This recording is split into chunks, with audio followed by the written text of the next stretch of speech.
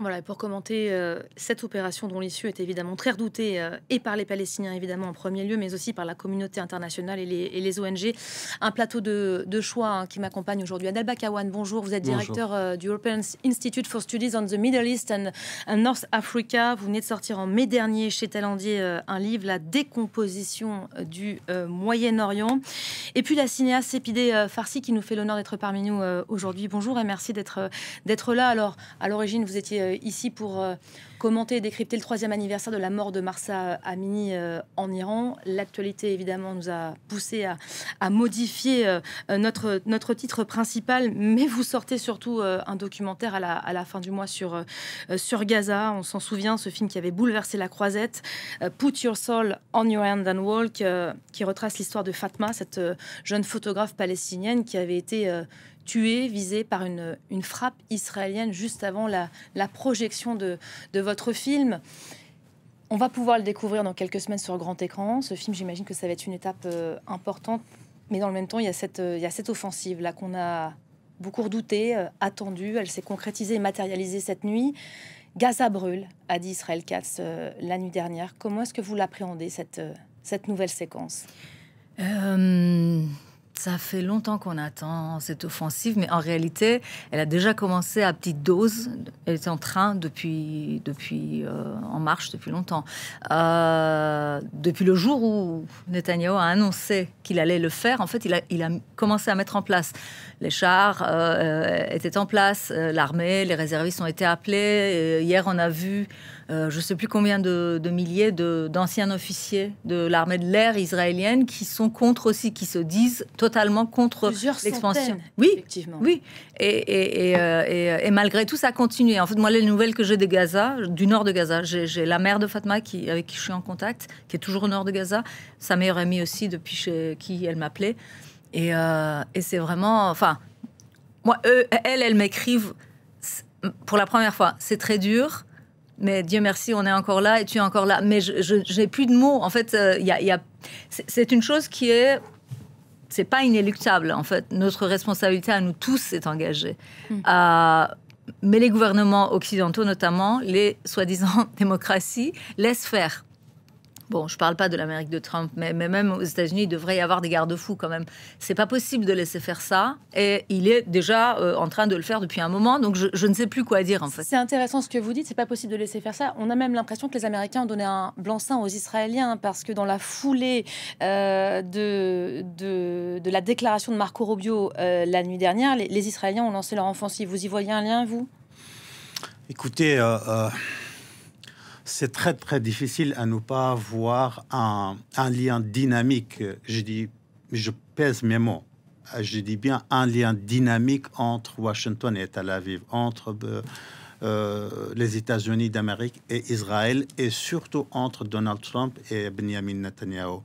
Mais ce lien n'est pas automatique. C'est-à-dire quoi automatique ? C'est-à-dire, on sait très bien que Donald Trump souhaite vraiment mettre fin à cette guerre. Je dis bien souhaite, mais il ne met pas les moyens.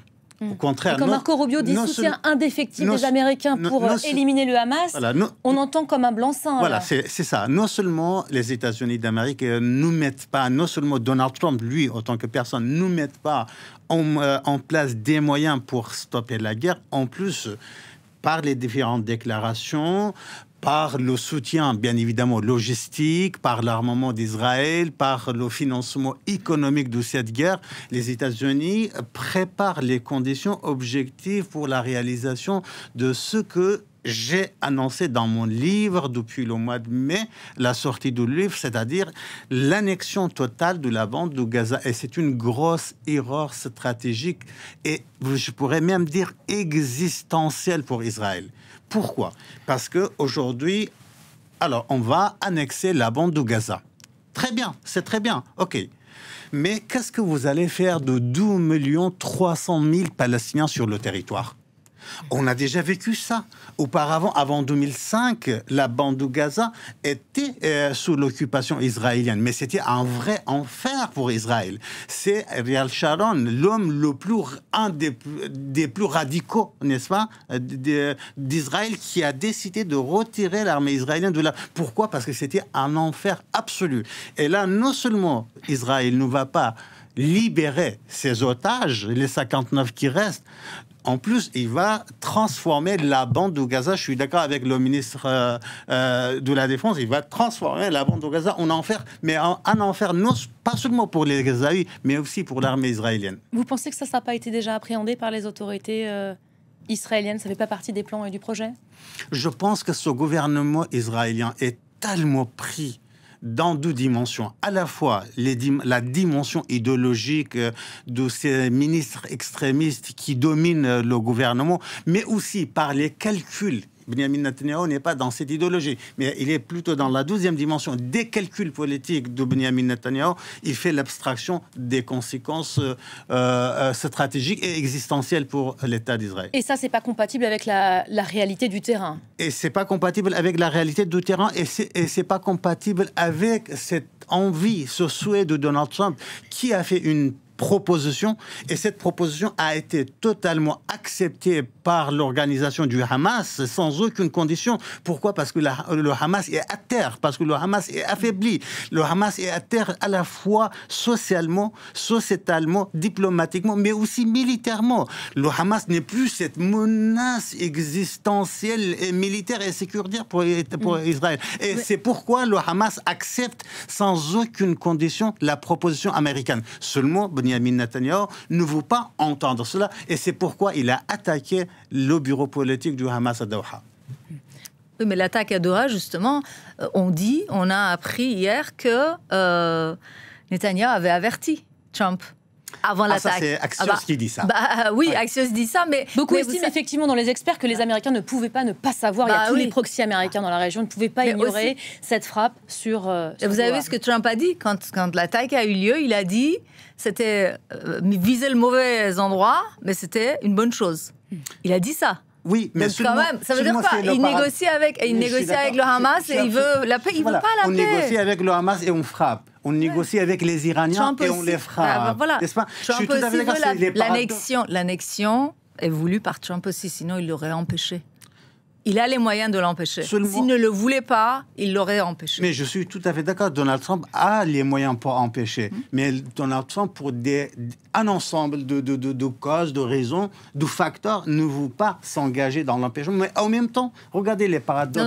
Il faut qu'on voit. Ne pas s'engager dans l'empêchement. Oui, c'est ça. Il donne les moyens de continuer à Netanyahu. Je suis d'accord. Mais en même temps, il fait une proposition, n'est-ce pas? Il envoie Steve Witkoff au Moyen-Orient avec une proposition. Cette proposition ne vient pas de vous, ne vient pas de moi, ça vient de Trump lui-même. Adel Bakawan, comme Marco Rubio. Et le Hamas accepte la proposition.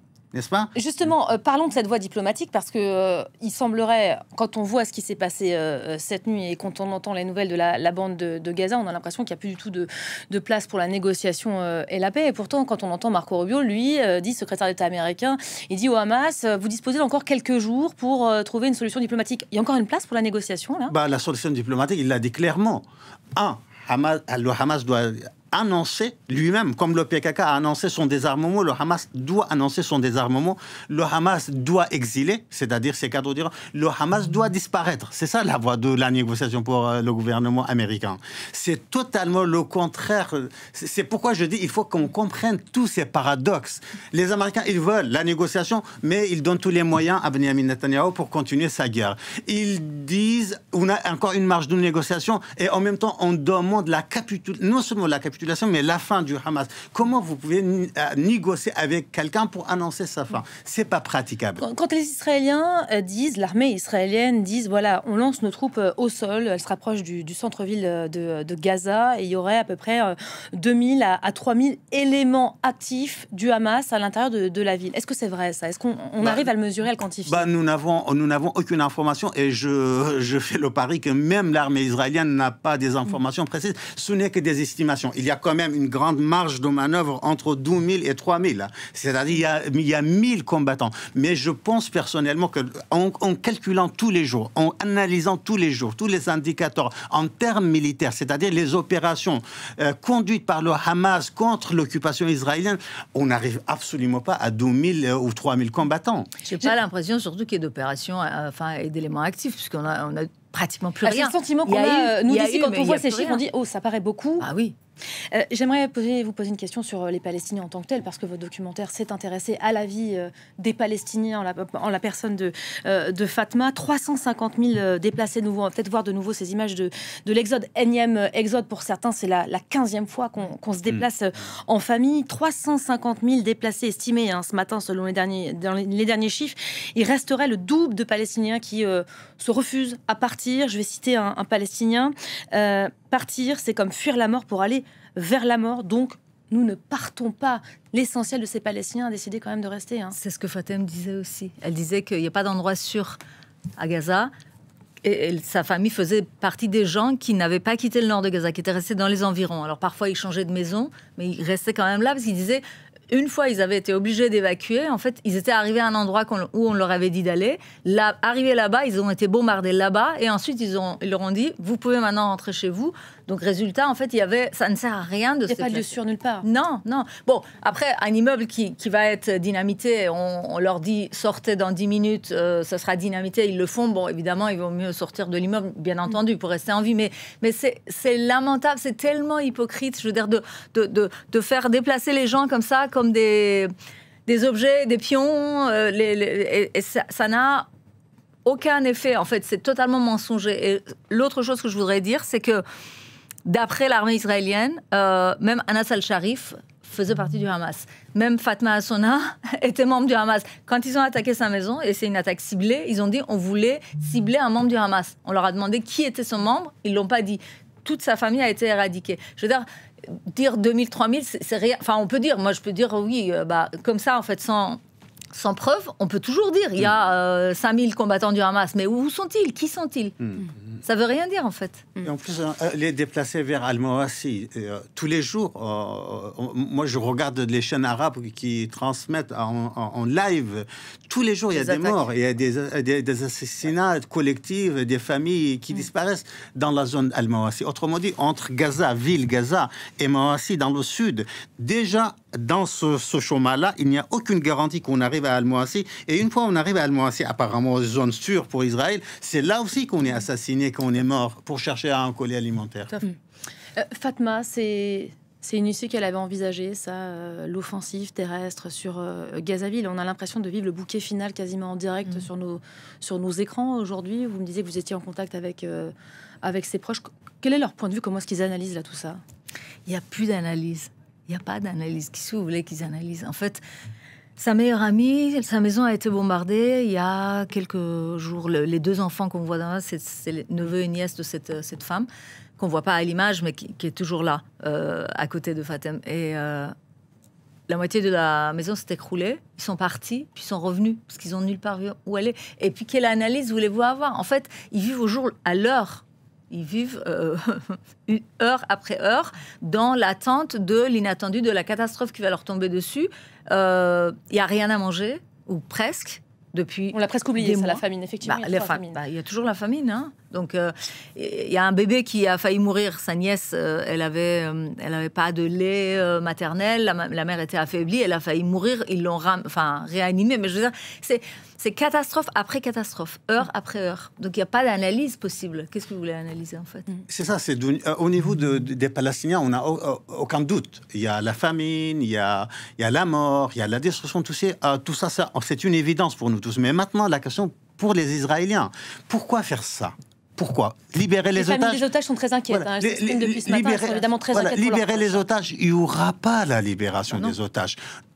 Les otages libérés, les 150, 149 otages libérés, ils étaient libérés par la négociation. Aujourd'hui, on est dans la guerre et donc ils vont mourir. Numéro 1. Numéro 2, on va occuper la bande de Gaza pour sécuriser d'Israël. Israël sera beaucoup plus menacé parce que le Hamas va disparaître mais des nouvelles générations gazaouis vivent sous l'occupation, la brutalité. La Cisjordanie aussi est en train d'être annexée. Effectivement, on en a un reportage à vous montrer là-dessus parce que c'est pas uniquement, on va pas le voir tout de suite, on regardera dans une demi-heure, mais effectivement, la Cisjordanie occupée, et là aussi, il y a beaucoup à en dire. Mais le dernier élément, ils vont partir où? L'Égypte ne veut pas ouvrir la porte. Adel Bakawan, juste en un mot, qu'est-ce qui pourrait faire que tout cela ne s'arrête? Il y a beaucoup de réactions qui tombent depuis ce matin. Londres, à l'instant, juge l'offensive israélienne sur Gaza totalement irresponsable. Il y a le chef des droits de l'homme de l'ONU qui exige la fin du carnage en cours à Gaza. Il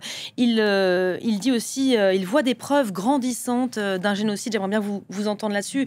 Les preuves grandissantes d'un génocide à Gaza. Certains ont franchi le pas, d'autres encore sont très prudents. Écoutez, pour moi, ça fait longtemps qu'il s'agit d'un génocide. Je pense qu'on est de plus en plus nombreux à le dire. Il y a même des instances comme Amnesty International qui l'a déclaré déjà en décembre dernier. Commission d'enquête indépendante de l'ONU ce matin. Oui, encore. Également. Génocide, famine fabriquée par l'homme. Je vais dire une chose. C'est pas qu'on s'en fiche. Le jour d'après, il y aura des jugements, on va dire génocide, pas génocide, etc. Mais arrêtons les massacres. Là, on est en train encore de discuter sur des mots. Il y a des gens qui sont en train de mourir. Ça m'est égal quel terme on emploie, qu'on les arrête. Les mots, on peut les mettre la massacres. pression. On peut mettre la pression. Oui, bien entendu. Il va y avoir une étape importante à New York. Tentative de génocide, acte génocidaire, génocide. Enfin, il y a une tentative d'éradication des Palestiniens. On perd notre temps, selon. Voilà. On perd notre temps avec les exactement. Voilà. Moi, ma réponse, je laisse bien évidemment aux juristes et aux historiens déterminer ce qui est génocide ou pas, ce qui n'enlève en rien, bien évidemment, de ce que vous dites. De toute façon, dans tous les cas, il y a une grande catastrophe historique en cours à Gaza et en live. Ça, c'est au niveau de fait. Et ensuite, la pression est là. Comment arrêter pour répondre à votre question? La reconnaissance d'un État palestinien, ça a sa place là? Comment arrêter Écoutez, aujourd'hui, l'Union européenne, pas tous les jours, on peut parler de génocide, on peut parler de catastrophe, mais ça sert strictement à rien tant qu'on n'est pas arrivé à un niveau où on décide collectivement d'arrêter cet accord de coopération avec Israël. Les pays arabes, vous avez vu hier, tous les pays arabes et islamiques se sont réunis à Doha. Pour faire quoi? Juste pour une condamnation. Aucun pays a décidé de couper ses relations diplomatiques ou des accords sécuritaires avec Israël. Le seul acteur aujourd'hui qui peut arrêter ce massacre à Gaza, c'est Donald Trump, et uniquement Donald Trump.